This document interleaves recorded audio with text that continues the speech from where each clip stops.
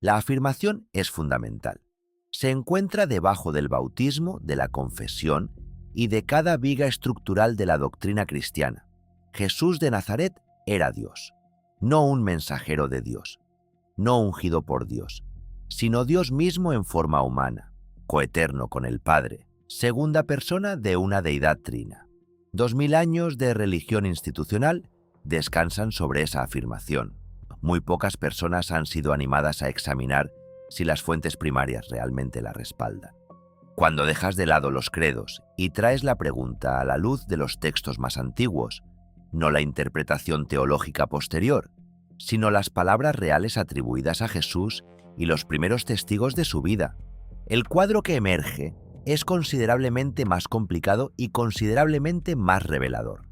Si te interesan estas preguntas profundas que la religión institucional rara vez se atreve a hacer, te invito a suscribirte al canal y darle me gusta a este video, así podemos seguir explorando juntos lo que las fuentes realmente dicen. Comencemos con lo que realmente muestra el Evangelio más antiguo. El Evangelio de Marcos es el relato canónico más antiguo que tenemos.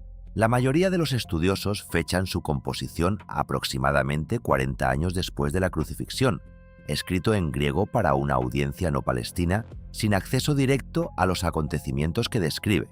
Es, por consenso crítico, el documento fuente del que Mateo y Lucas extrajeron material al construir sus propios relatos.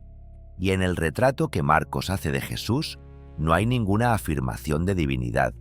Hay un hombre que se cansa, un hombre que se enoja, un hombre que no logra realizar milagros en su pueblo natal, un detalle que presenta un problema obvio para la omnipotencia, un hombre que en Getsemaní suplica a Dios que lo libre de lo que está por venir, un hombre que en la cruz clama que Dios lo ha abandonado. Una línea tomada palabra por palabra del Salmo 22, un lamento judío, pero que, en el relato de Marcos, llega con una fuerza inconfundible. Un hombre en agonía dirigiéndose a un Dios al que entiende como separado de sí mismo. En Marcos capítulo 13, versículo 32, se le pregunta a Jesús sobre el momento del fin de los días. Su respuesta es inequívoca. Nadie sabe el día ni la hora, ni los ángeles en el cielo, ni el Hijo, solo el Padre. Eso no es un acertijo que requiera interpretación. Es una declaración directa de ignorancia. El Hijo no sabe algo, el Padre lo sabe. Eso no es coigualdad. Eso es jerarquía, y Jesús mismo traza la línea. En Lucas, capítulo 18, un hombre se dirige a Jesús como buen maestro. Jesús responde: ¿por qué me llamas bueno? Nadie es bueno excepto Dios solamente. Esa desviación no es modestia retórica. Es una declaración categórica distanciándose del título divino que se le está sugiriendo. Una persona que fuera Dios no respondería de esa manera. O aceptaría el título o corregiría el malentendido, no lo reforzaría. En Juan, capítulo 14, versículo 28, Jesús dice directamente: el Padre es mayor que yo. El Evangelio de Juan es el último de los 4 evangelios canónicos, el más desarrollado teológicamente y el que se cita con más frecuencia en los argumentos a favor de la divinidad de Jesús, e incluso en ese texto sobrevive esa frase: el Padre es mayor, no igual, no coeterno en ningún sentido simétrico. Mayor. Después de la resurrección, cuando María Magdalena se encuentra con Jesús en Juan capítulo 20, él le dice: estoy ascendiendo a mi Padre y vuestro Padre, a mi Dios y vuestro Dios. Esa frase, mi Dios, no es una acomodación al marco de ella, es su propia declaración. Si Jesús tiene un Dios, él no es Dios. La lógica no requiere pasos adicionales. Estos no son pasajes oscuros excavados de manuscritos rechazados. Están en los textos canónicos, los mismos textos usados cada domingo para defender la doctrina. Y se contradice.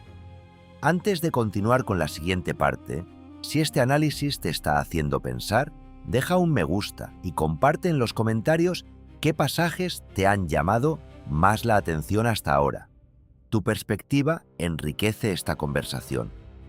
Lo que la Iglesia ha hecho a lo largo de los siglos es construir un marco interpretativo alrededor de estos versículos, diseñado para hacer desaparecer las contradicciones. La Trinidad como doctrina formal nunca fue articulada por Jesús, fue formulada por teólogos en los siglos III y IV, ratificada por concilios que operaban bajo autoridad imperial y luego proyectada hacia atrás sobre textos que ya estaban completos. La doctrina fue la solución.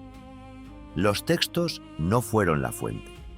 Pablo presenta un problema diferente, pero igualmente significativo. El primer escritor cristiano que tenemos no es uno de los 12 discípulos. Pablo nunca conoció a Jesús. Él afirma haber tenido un encuentro con el Cristo resucitado, descrito consistentemente en términos visionarios: una luz, una presencia, una revelación en el camino a Damasco. Declara explícitamente en Gálatas que no recibió su evangelio de otras personas, que no consultó a los apóstoles en Jerusalén y que pasó años operando independientemente antes de conocer a los líderes de la Iglesia de Jerusalén. Y cuando se reunió con ellos, el encuentro no fue armonioso. Discute con Pedro públicamente. Lo condena cara a cara. La tensión no es teológica en abstracto, es sobre la sustancia de lo que Jesús enseñó y para quién estaba destinado. Lo que Pablo predica no se parece casi en nada al contenido de la enseñanza de Jesús. Sus cartas no reproducen las parábolas. No hacen referencia al sermón de la montaña, a las narraciones de sanación, a los debates con los fariseos, ni a las instrucciones éticas que dominan los evangelios sinópticos. Nunca cita a Jesús directamente en ninguna de sus cartas, una omisión sorprendente para alguien que afirma representar su evangelio. Lo que Pablo predica es sobre Jesús más que de Jesús. Específicamente el significado cósmico y metafísico de su muerte y resurrección. Un Salvador que muere y resucita. Una ofrenda por el pecado cuya sangre logra lo que la ley no pudo. Una figura que existió antes de la creación y cuya ejecución funciona como un mecanismo de redención. Esta no era la teología que los discípulos en Jerusalén estaban llevando. Santiago, el hermano de Jesús, dirigía la iglesia de Jerusalén. Insistía en la ley judía. Entendía a Jesús en términos mesiánicos judíos: el ungido, el cumplimiento de la expectativa profética, un hombre designado por Dios para un propósito específico. Fue Pablo quien introdujo el lenguaje de la preexistencia divina y el señorío cósmico. Fue Pablo quien escribió que, ante el nombre de Jesús, toda rodilla se doblará, lenguaje extraído directamente de Isaías capítulo 45, donde esa sumisión se debe exclusivamente al Dios de Israel. La transferencia fue acumulativa y deliberada. Y para cuando se compusieron los evangelios posteriores, el marco teológico de Pablo ya había dado forma al vocabulario a través del cual se contaba la historia. El patrón cronológico en los evangelios hace visible esta progresión. En Marcos, el relato más antiguo, Jesús es bautizado por Juan y el Espíritu desciende sobre él, un momento de designación, no de preexistencia. En Mateo y Lucas, escritos más tarde usando a Marcos como fuente, nace de una virgen, empujando su estatus especial hasta el nacimiento. En Juan, el evangelio más reciente compuesto quizás 60 o 70 años después de la crucifixión, existió antes de que comenzara el mundo. El versículo inicial se remonta antes de la creación. En el principio era el Verbo, y el Verbo estaba con Dios, y el Verbo era Dios. Ese lenguaje no es hebreo, está extraído de la filosofía helenística. El concepto de logos era un elemento fijo del pensamiento griego mucho antes de que se ensamblara el Nuevo Testamento. No aparece en ninguno de los evangelios anteriores. Aparece solo en el más distante, en tiempo y contexto cultural del predicador Galileo que afirma describir. La elevación teológica no comenzó con Jesús. Se acumuló a lo largo de décadas de relatos repetidos, traducción y transmisión cultural a medida que el movimiento se extendía desde la Palestina judía al mundo gentil de habla griega, un mundo en el que los hombres divinos, los nacimientos virginales y los salvadores que mueren y resucitan no eran afirmaciones sin precedentes, eran afirmaciones esperadas. Los emperadores eran deificados en Roma. Los héroes nacían de los dioses. En la mitología griega, Osiris, Atis, Dionisio, la estructura mítica de un dios que muere y es restaurado estaba presente en cada cultura que Roma gobernaba. Las primeras comunidades cristianas no estaban inventando una estructura teológica única. Estaban traduciendo a un maestro judío a una forma culturalmente legible para una nueva audiencia. La traducción cambió el contenido. Nicea formalizó lo que se había estado acumulando durante 3 siglos. El concilio convocado en el año 325 de nuestra era fue llamado por el emperador Constantino, quien no estaba principalmente interesado en la precisión teológica, estaba interesado en un imperio unificado. El cristianismo se había fracturado en facciones genuinamente incompatibles. Arrio, un obispo con amplio apoyo en toda la Iglesia oriental, argumentaba que Jesús estaba subordinado al Padre, creado antes del mundo, exaltado más allá de cualquier ser humano, pero no coeterno y no coigual con Dios. Esta no era una posición marginal, representaba una porción sustancial del mundo cristiano y se alineaba más estrechamente con el lenguaje explícito de los textos anteriores. Lo que le sucedió a Arrio en Nicea es instructivo. Fue condenado. Sus escritos fueron ordenados destruir. Sus seguidores fueron exiliados. El credo, producido bajo la supervisión de Constantino, declaró a Jesús de la misma sustancia que el Padre, usando el término filosófico griego homoousios, que no aparece en ninguna parte de las Escrituras. El concilio no resolvió la disputa mediante el argumento. La resolvió mediante la autoridad. El bando perdedor no fue persuadido. Fue removido de la mesa. Las comunidades que habían entendido a Jesús de manera diferente, los ebionitas, los adopcionistas, los grupos cristianos judíos que lo veían como el Mesías pero no como Dios, fueron progresivamente excluidas de la tradición. Sus textos fueron destruidos, su linaje declarado herético, su interpretación de la evidencia más antigua fue declarada inadmisible. Los ebionitas no rechazaron a Jesús, seguían sus enseñanzas, guardaban la ley judía que él guardaba y lo entendían exactamente como los estratos más antiguos de la tradición sugieren que él se entendía a sí mismo. Fueron borrados no porque su evidencia fuera débil, sino porque su conclusión era inconveniente.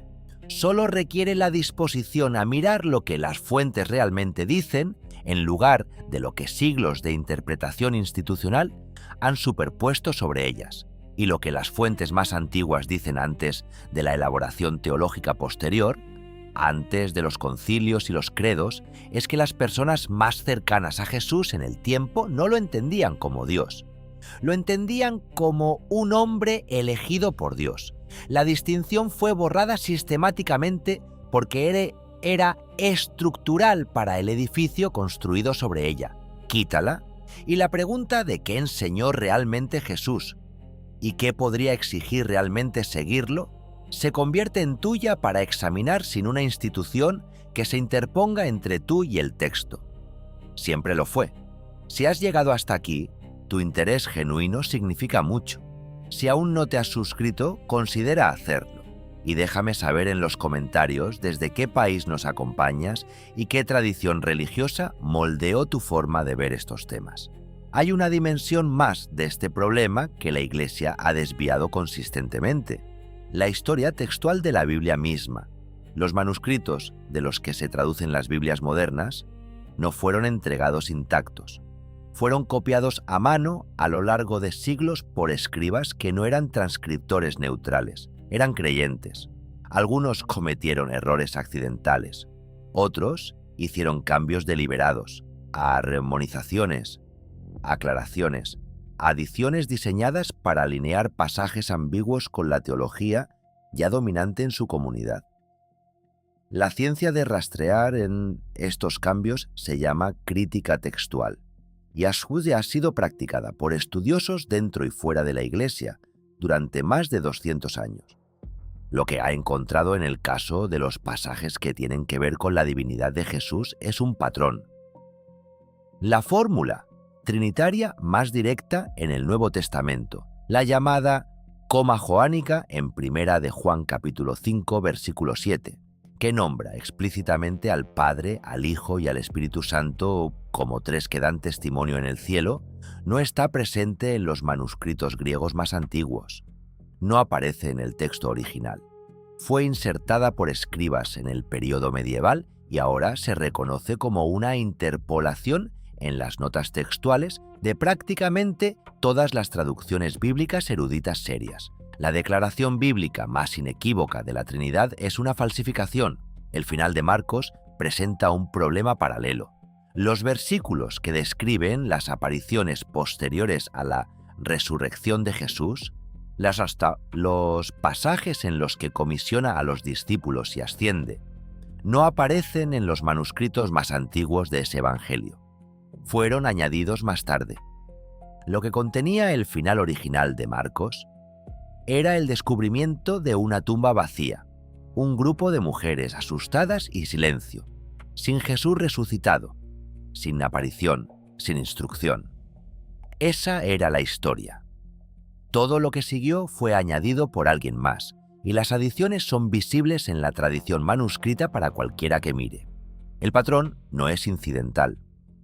En los pasajes donde el texto existente contradice más claramente la doctrina de la divinidad, donde Jesús admite ignorancia, defiere al Padre o se subordina explícitamente, los manuscritos han permanecido estables. Esos pasajes no fueron eliminados, presumiblemente porque eliminarlos habría sido demasiado conspicuo. Pero en los lugares donde se podría introducir una declaración de apoyo o donde se podría empujar un texto ambiguo hacia la claridad, se hicieron cambios. La dirección de los cambios es consistente. Se mueven hacia la divinidad, nunca alejándose de ella. Esto no es una conspiración en el sentido dramático. Es lo que las instituciones hacen con los textos, cuando los textos son la fuente principal de autoridad institucional. La Biblia era el documento legitimador de la Iglesia. Mantenerla alineada con la teología de la Iglesia no se entendía como engaño, se entendía como mayordomía fiel. El concepto de que el texto debe preservarse en sus contradicciones e incertidumbres, que la precisión no importa más que la coherencia doctrinal, es un compromiso académico relativamente moderno. Durante la mayor parte de la historia cristiana, el objetivo era una Biblia que dijera lo que la Iglesia enseñaba y, en una medida notable, mediante la copia selectiva, la interpolación estratégica y la destrucción de manuscritos que divergían, ese objetivo se logró. Lo que significa es que la evidencia textual de la divinidad de Jesús no es simplemente más débil de lo afirmado. Ha sido gestionada activamente. Los manuscritos sobrevivientes son el producto de un proceso de filtrado de siglos llevado a cabo por personas que tenían un resultado teológico en mente. Leerlos como fuentes históricas neutrales, como ventanas a lo que las primeras comunidades realmente creían y registraban, requiere ignorar las condiciones bajo las cuales fueron preservados. Los estudiosos que han documentado esto con más cuidado no son hostiles al cristianismo. Muchos son cristianos practicantes. Bart Ehrman, cuya carrera en crítica textual comenzó en el conservador Instituto Bíblico Moody, pasó décadas mapeando los cambios manuscritos y sus implicaciones teológicas. Su conclusión no fue que la Biblia sea inútil, sino que es un documento humano, compilado, editado y transmitido por personas que llevaron sus propios compromisos a cada etapa.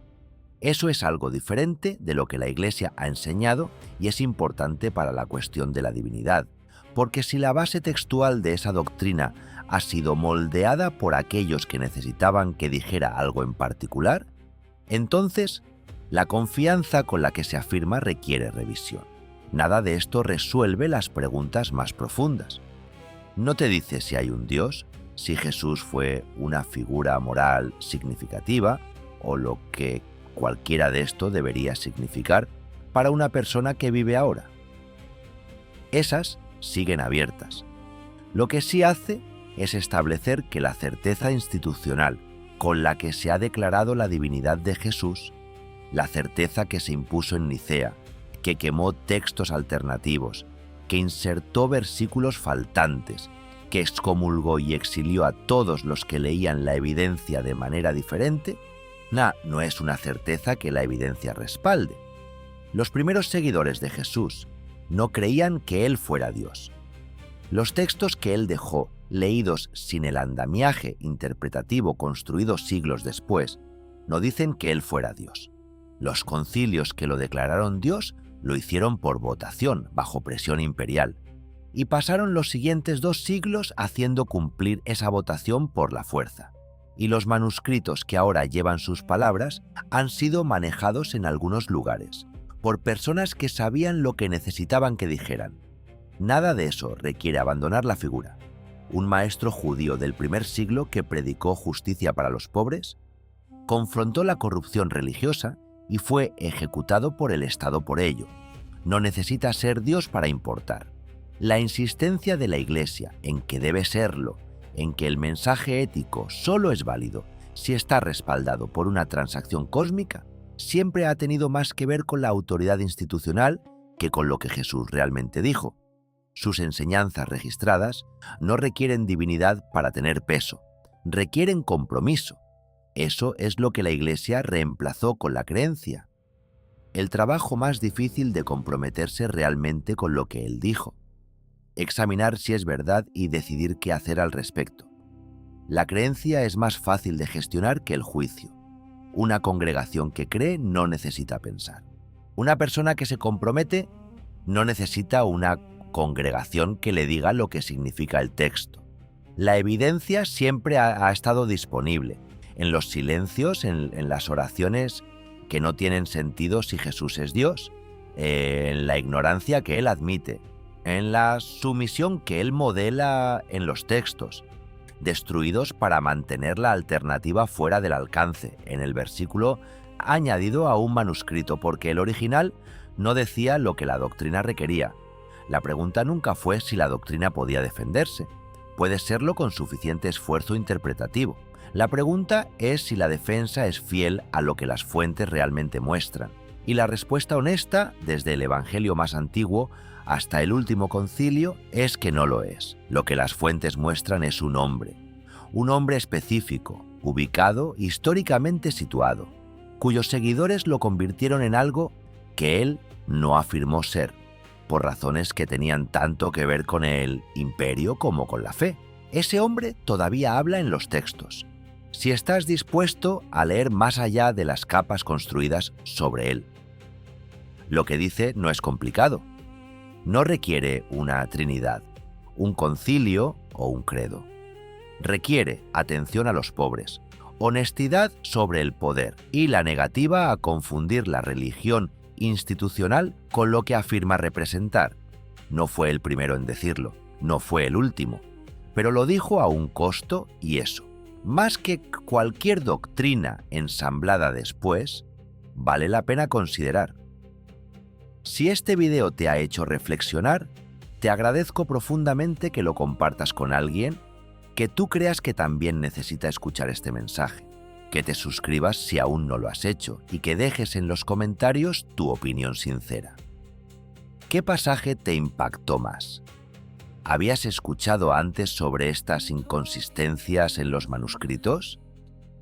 ¿Cómo cambia esto, si es que cambia algo, tu manera de relacionarte con la fe y con la figura histórica de Jesús? Tu voz importa en esta conversación. Y leo cada comentario con atención. Hasta el próximo video. Gracias por acompañarme en esta búsqueda honesta de la verdad.